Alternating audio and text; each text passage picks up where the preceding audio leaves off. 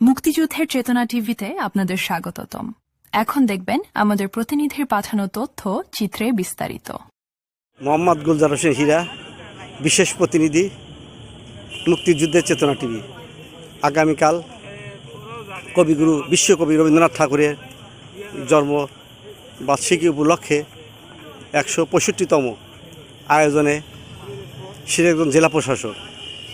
আমি একটু সার্বিক পরিস্থিতি নিয়ে একটু সবাইকে দেখানোর চেষ্টা করছি।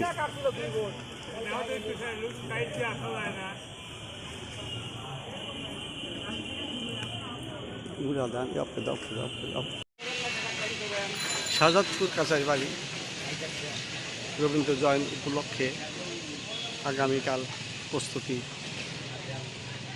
শেষ হয়েছে। আগামীকাল যে শুরু হবে সেই জিনিসটা প্রস্তুত হয়েছে। শুরু কবিগুরু রবীন্দ্রনাথ ঠাকুরের জাতীয় পর্যায়ে বিশ্বকবি রবীন্দ্রনাথ ঠাকুরের ১৬৫তম জন্মবার্ষিকী উপলক্ষে অনুষ্ঠানটিতে শুরু হবে। শিলাদহ, ঢাকা ও পতিততলা ও শাহজাদপুর ও বিভিন্ন স্থানে জাতীয় পর্যায়ভাবে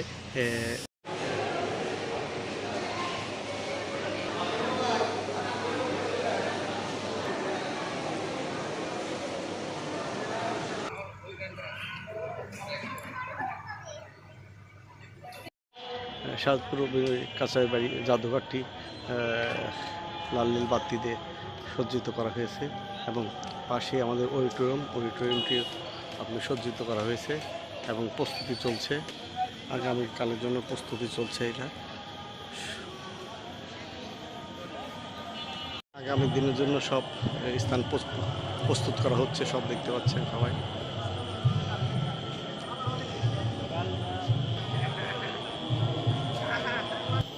আগামীকাল যে মেলা হবে সেই স্টলগুলো সব প্রস্তুত করা সম্পূর্ণ হয়েছে।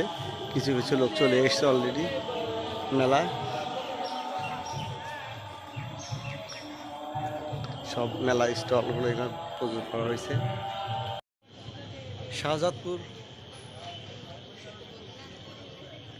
বিশ্বকবি রবীন্দ্রনাথ ঠাকুরের ১৬৫তম জন্মশতবার্ষিকী উপলক্ষে 3 দিনব্যাপী অনুষ্ঠান আয়োজন করা হয়েছে শাহজাদপুর কাছারি বাড়ি।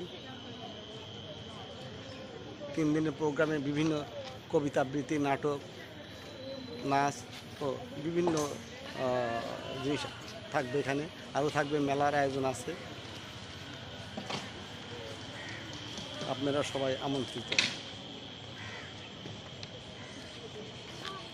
সিরাজগঞ্জ শাহজাদপুর বিশ্বকবি রবীন্দ্রনাথ ঠাকুরের ১৬৫তম জন্মবার্ষিকী উপলক্ষে আমাদের শাহজাদপুর কাছারি বাড়িতে 3 দিনব্যাপী অনুষ্ঠানের আয়োজন করা হয়েছে। আপনারা সবাই আমন্ত্রিত। আয়োজনে জেলা প্রশাসক সিরাজগঞ্জ। এখানে আরও থাকবে আবৃত্তি, গান ও নৃত্য এবং মেলা, ছোটো মোটো একটা মেলার আয়োজন করা হয়েছে।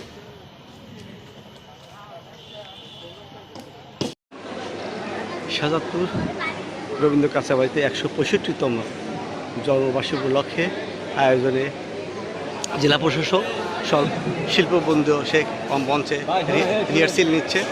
আগামীকাল যে কীভাবে প্রস্তুতি নেবে, আগামী কীভাবে প্রস্তুতি।